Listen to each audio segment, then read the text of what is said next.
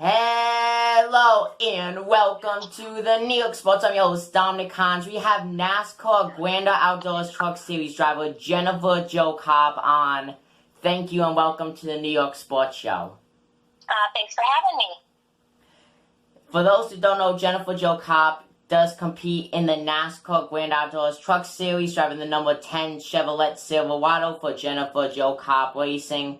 Now, what is it like being not only the owner of the team, but being the driver too?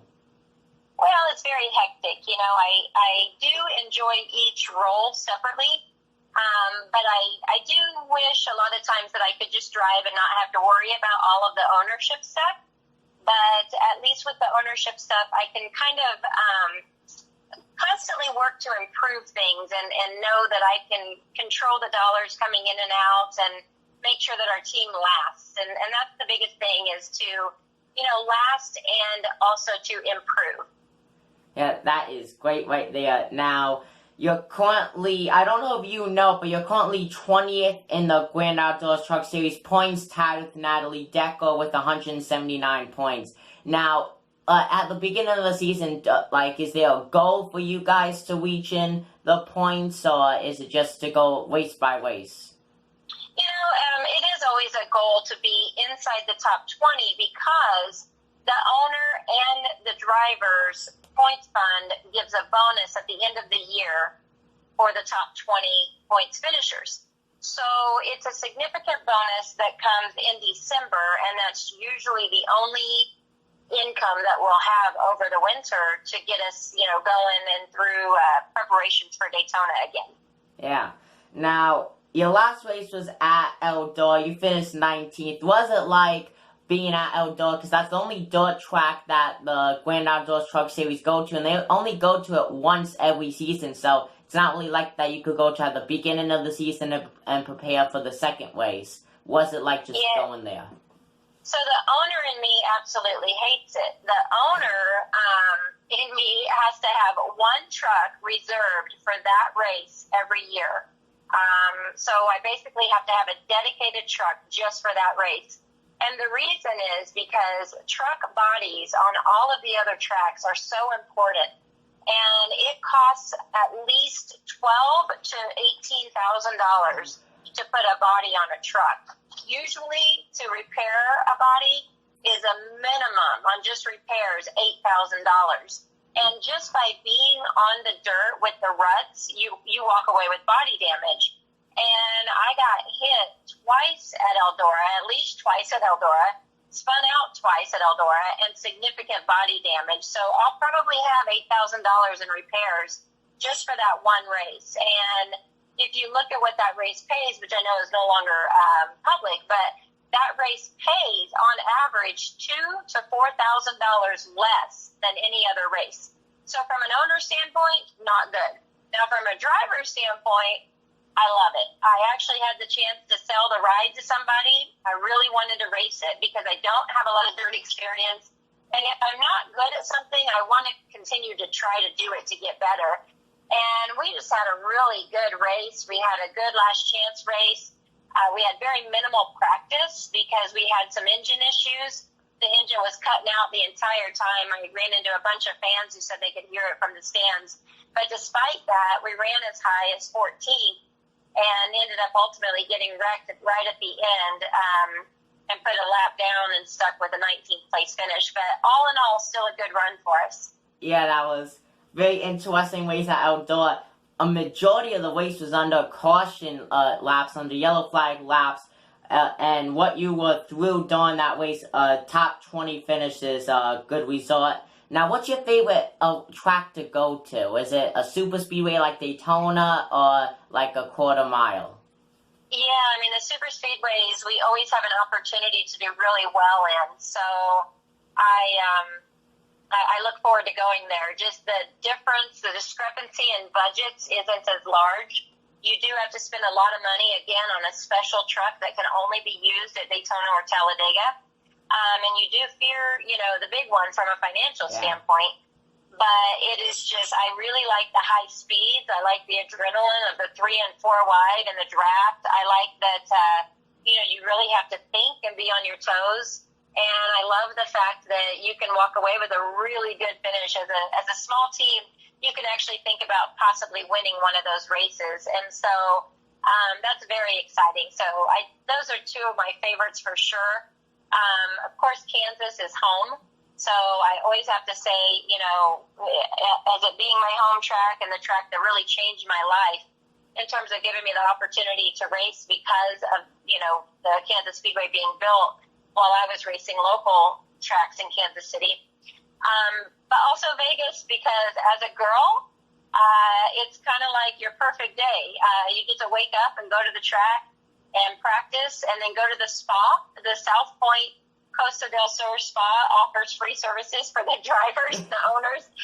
And so I get to go to the spa and then pop out and I race. And we usually race pretty well at Vegas and then go out for a night on the town. So kind of everything I enjoy is rolled into one day there in Vegas. So those are my top four for sure. Yeah, that's really cool to hear that. But personally for me, it's Bristol. Now, when it's really hot, you know, it's summertime and you're in the car, what are the conditions like in the car during a very hot race? You know, I've learned to drink a full bottle of Pedialyte before the race, and that helps me a ton just to get all those electrolytes. I don't run a fan or an air conditioning unit. I just find that half the time they don't work properly, or the way my helmet's built, it just doesn't really. It's only going to cool your head, and it doesn't really cool my head very well. So on pit stops, I get ice, and, you know, I drop it down my uniform, and that's how I stay cool. I think I handle the heat really well.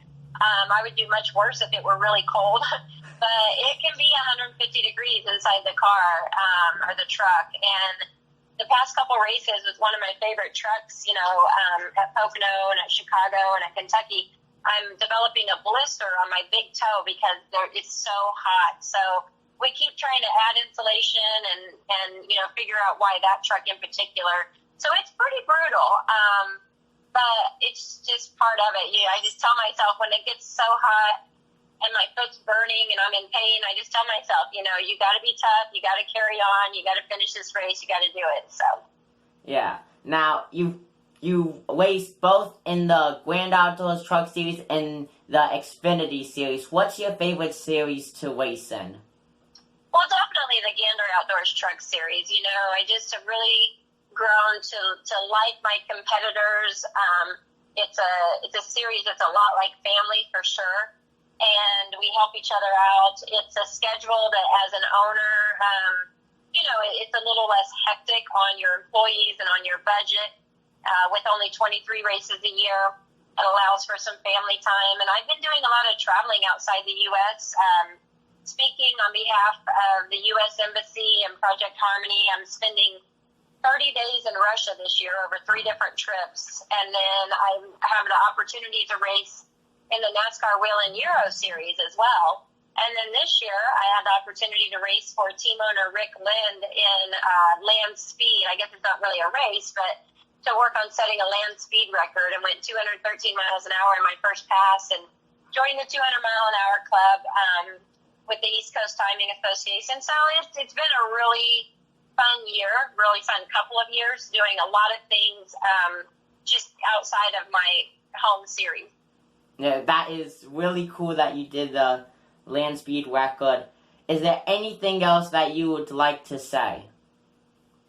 Well, I mean, of course, you know, I don't really worry about records because even if we set a record, it'll be broken. You know, right now, I hold the record for the highest finishing female in the truck series, and the highest finishing female, I think, for any woman at Daytona with our 6th place finish in 2011. But of course, like anybody, I would love to win a race. I'd love to grow our team to be a more consistent top running team, and we just don't have the budget to do that right now. But I think, you know, instead of getting frustrated by being further along than I'd like to be, I'm just more determined to keep at it and keep going. And so, you know, I'm very happy to be able to have a long-standing career as a full-time driver and team owner in NASCAR. And so I don't really look at going after records. I, you know, just look at the big picture that every day, every year, we just have to do the best that we can and try to improve. And that's really only going to happen with sponsorship. You know, we really just need to find, the opportunity for more sponsorship. Yeah, that is words from a true racer. Thank you for being on. Is there anything else that you'd like to say to the people watching this video? Well, I definitely want to give a shout out to the sponsors that support me on a season-long basis, like Osage Contractors. They're out of Buckner, Missouri. I have a private sponsor that likes me to promote Pit Stops for Hope that's just, been an angel for our team and that's helped us out a ton, in that regard.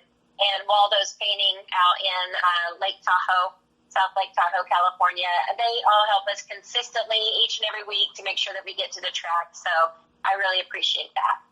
Thank you once again for being on. Ladies and gentlemen, that was NASCAR Grand Outdoors Truck Series driver Jennifer Jo Cobb. Thank you for watching this video. Thank you once again for being on, Jennifer Jo Cobb. It's a pleasure to have you on.